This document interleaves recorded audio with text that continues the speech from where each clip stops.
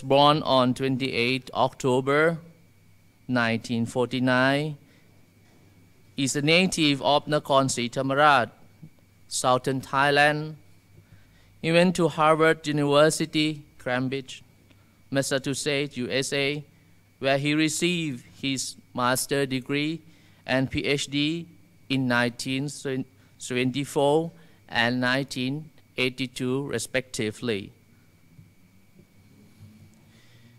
He has been a part of many international commissions, such as the United Nations Commission on Human Security, commissions on the social dimensions of globalization, and the International Advisory Board of the International Crisis Groups.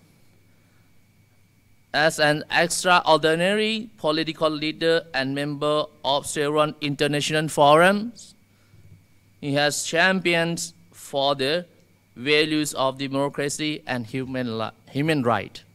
Ladies and gentlemen, please welcome Dr. Surin Pitsuwan, please.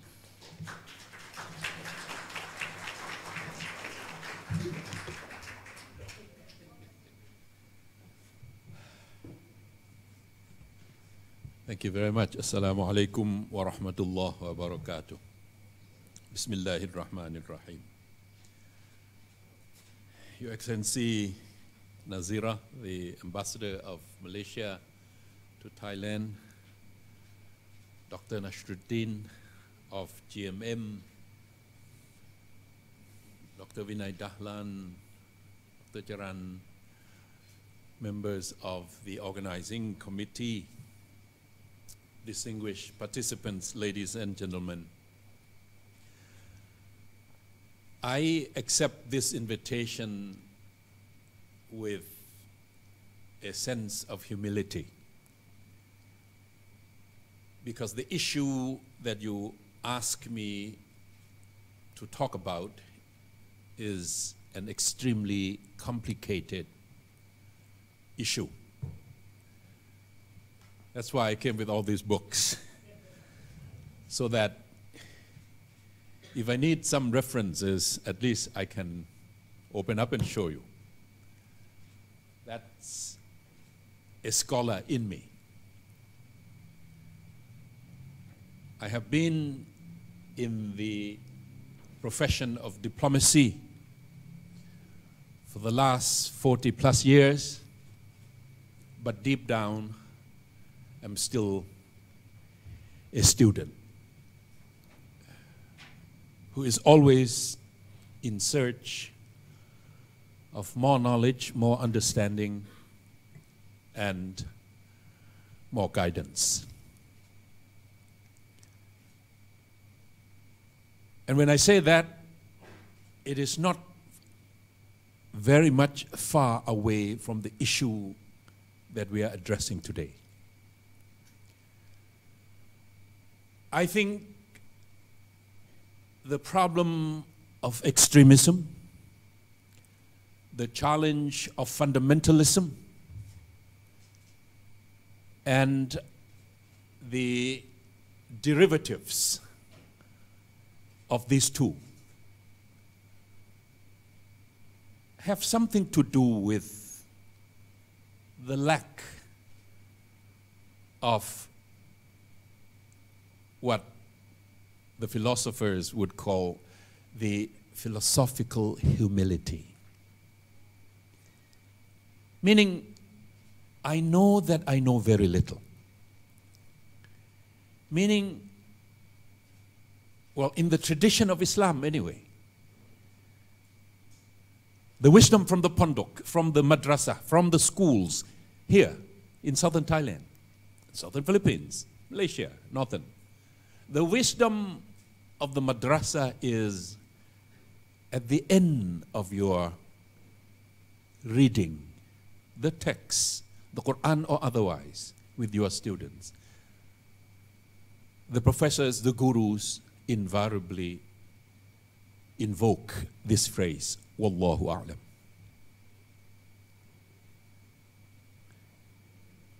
And I can show you at the end of this book, Ibn Khaldun, the philosopher of history, 15th century, supposed to be the founder of many modern sciences, including history, including sociology, including anthropology, economics, ethnic studies. Ibn Khaldun, originally Yemen, but moved to Egypt, moved to North Africa.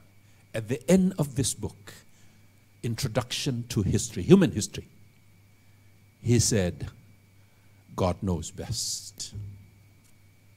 That's the tradition.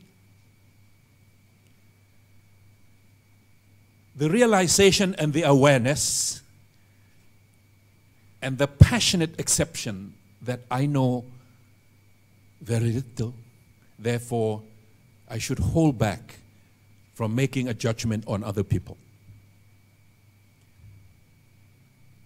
And the problems of fundamentalism, problem of the extremism have grown from this lack of accepting the fact that I know very little.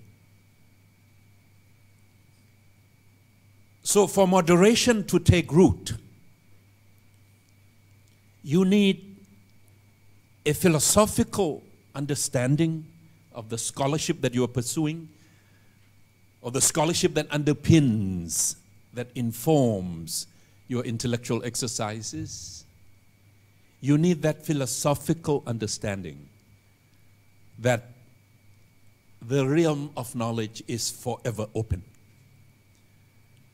And human beings are creatures of Him who are provided with hikmah, the faculty of reason, rationality, that we can use our mind to understand the natural phenomena.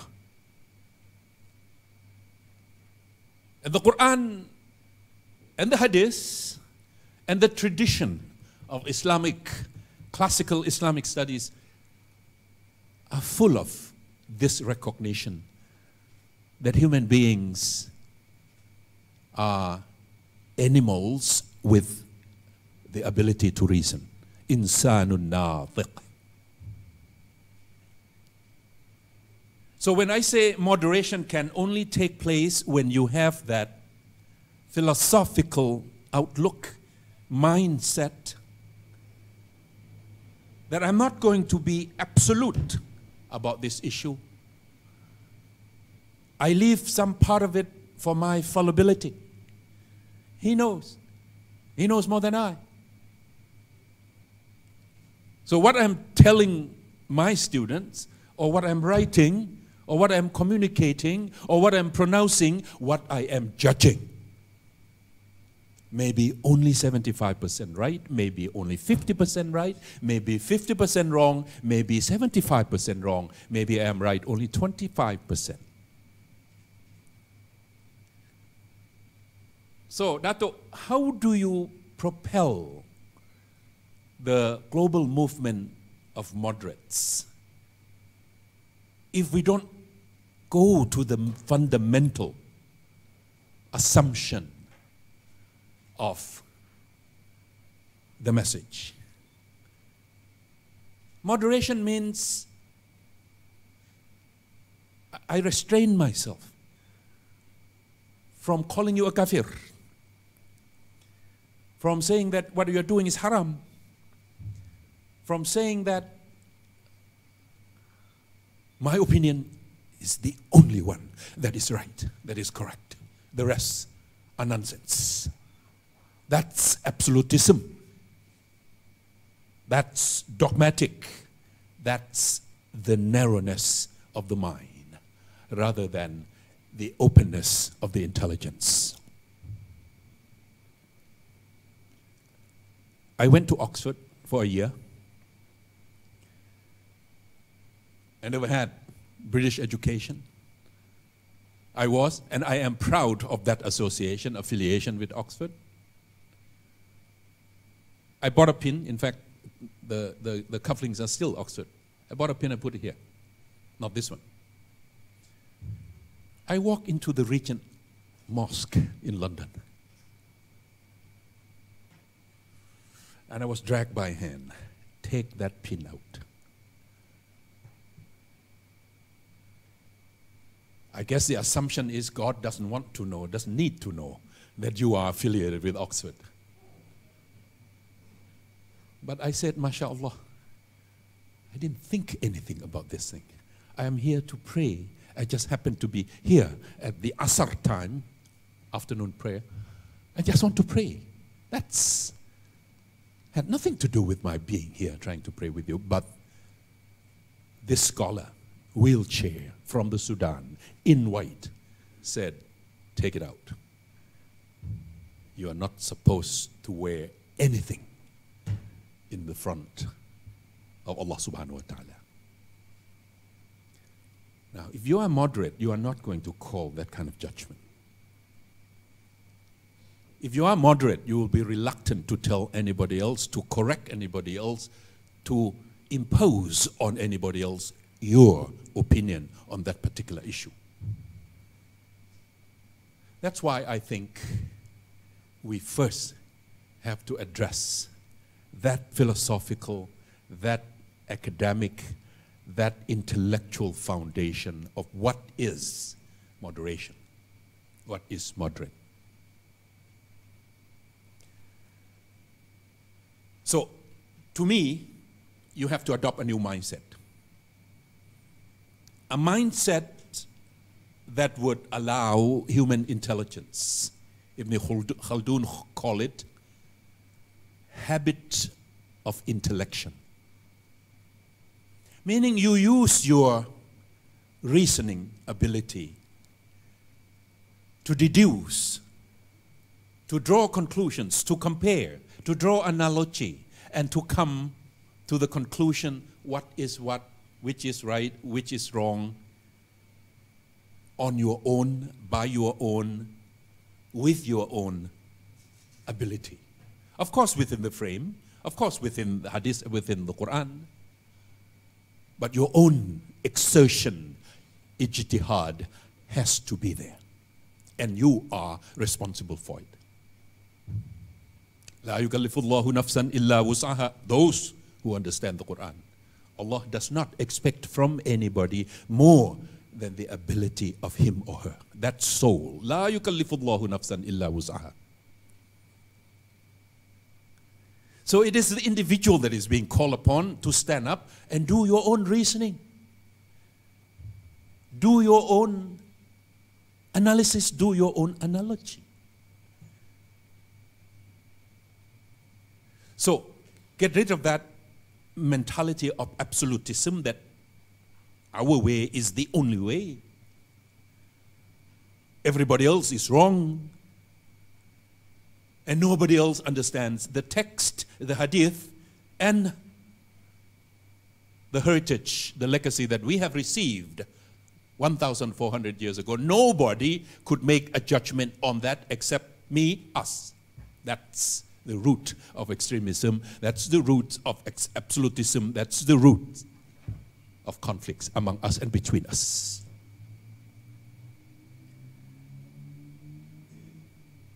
Now here is a problem, and you have it in Malaysia,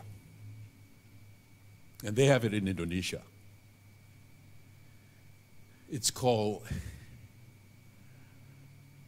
Arabization of Islam. Sultan of Yahoo, Ibrahim Iskandar, said, we have our own norms, we have our own values, we have our own culture, we have our own habits. What's wrong with our brand of Islam? It's our experiences collected, accumulated through years, 600 years of Islam here in the peninsula. And now everything had to be thrown away. And you have to accept absolutist view of the interpretation of the religion.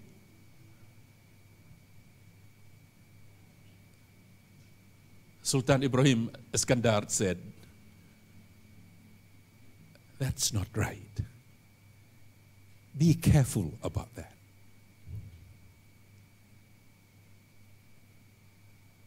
Indonesia, Nahdlatul Ulama came up with a video clip, Divine Grace of East Indies Islam. Again, 600 years of cultivation, 600 years of accommodation, 600 years of dialogue between and among cultures. 17,000 islands of Indonesia, 400 languages. A lot of serious dialogue, exchange, accommodation, refutation, acceptance, the process of civilizational accommodation, not the clash of civilization. And the Nahdlatul Ulama, 100 years old, NU, came up with this divine grace from East Indies Islam. MashaAllah. And asking the people of Indonesia, the largest Muslim in the world, country in the world, to pay more attention to your own heritage, your own product of your own reasoning, of your own experiences accumulated through the years. Third largest democracy in the world. And they have done a survey with the ISIS and with Daesh. How many of you oppose that? 79% of those surveyed in Indonesia said no. They did the same in Pakistan, 26% said no. Meaning 74% said so-so. I mean, we can go along with the ideology, absolutist, absolute dogmatic, fundamentalist, exacting, no flexibility. 26% in Pakistan said they were wrong. 74% might say we can live with that. So the issue now is this. The issue now is how much space is allowed for human intelligence. When Ibn Khaldun, when Hussein Nasr said the height of Islamic civilization was when, I have to make sure that you're not taking me wrong, that I'm not saying this, it's Hussein Nasr and Khaldun himself. Ibn Khaldun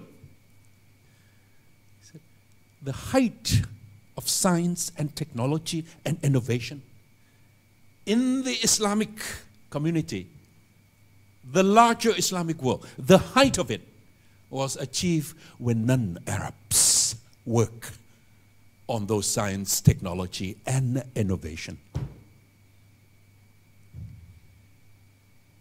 Hussein Nasr said, wherever Islam went, civilization, art, science, technology had gone to the height of it. Persia, India, Turkey, Spain. Why did he use that tense? Where Islam went. Fi'il Madi, those who know Arabic. Why did he use has gone to? Why did Hussein Nasr did not use where Islam is. Why does it have to be the past? Well, I think Ibn Khaldun answered that. At the height of mathematics, the height of medicine, the height of philosophy, according to Ibn Khaldun, even Arabic grammar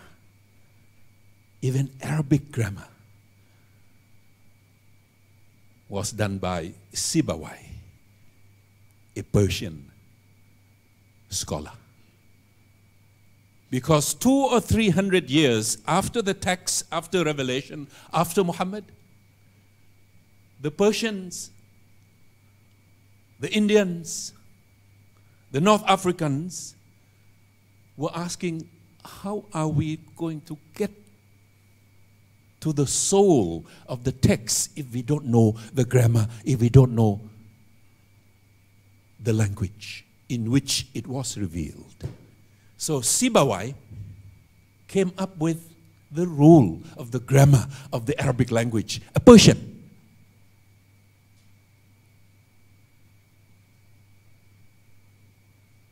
I submit to you that 1.5 billion people should continue that right to seek and search for the answers that the Ummah, the Muslim, are facing now in our interaction with the rest of the human family. 6 billion more. Because if you abdicate, if you reject that responsibility to bring from the text, from the book, from the tradition, and close your minds, the gate of istihaj is closed. From now on, you follow. Don't use your mind. People like Tariq Ramadan would certainly disagree with that. He said, Muslims in Europe must find their home in Europe. Try to make sense of the environment, sociological, political, economic, cultural of Europe. You can't live in Europe wishing that the environment would be the same as in North Africa. Make sense of your own existence in the context of Europe. That would require what Ibn Khaldun called the habit of intellection. The research that you want to do with the scholars of peace, Dato, and thank you, the ambassador, for supporting this effort. Each and every one of us as a community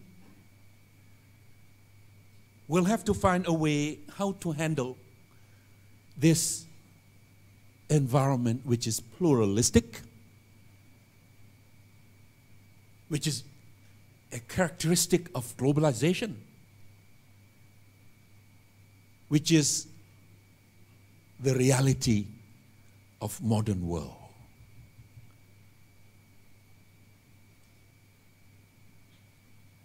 $1.2 billion of us, I'm not talking of Muslim, but 1.2 billion out of 7.4 are tourists around the globe.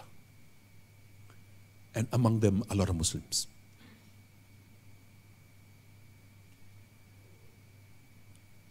About 100 million are migrants. About 30 are refugees. Most of the refugees are Muslims, running away from their homeland. We have to answer that question. Why? Are we making that migration, facing dangers and perils across the sea, but we still would want to do it? Because somehow back home, there's no protection, there's no security, there is no confidence. So you move, we move. And whom do we meet? People who are different. Diversity, which is part of humanity. But we have to make sense of that diversity. ต้องเข้าใจความแตกต่างหลากหลายนั้น It is not enough to say that, yes, all humanity is created from one pair, Adam and Hawa, Adam and Eve. Therefore, we are brothers. That's the message. But do we get to the soul of that message? Do we really live that message? Do we really bring it about and make it a part of our daily life? I respect you, you respect me, together we reconcile and we want peace and harmony in our community, in our country, in our society. I think the responsibility is on all of us. And I understand this morning the Vice Chancellor, Vice Rector of the university brought this up. That this problem is not limited to the Muslim community. This problem is happening in the entire region. This hate speech, this we and you, this me and you, this separation, this isolationist kind of attitude, it's not only now, it is spreading. And that is going to be a challenge for all of us in this Southeast Asia Big C community called ASEAN. Tremendous diversity here.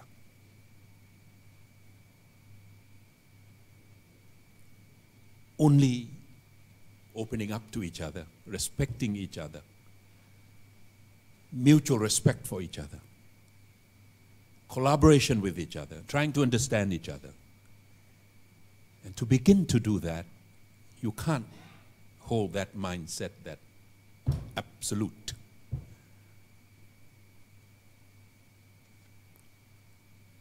Can't touch. Sultan Yaho said, if I want to shake hand with a woman, it's up to me. Don't tell me, it's haram. Yeah, a woman. Yeah. Yes, sorry. I mean, these kind of things that somehow characterize the accommodative, the moderate, the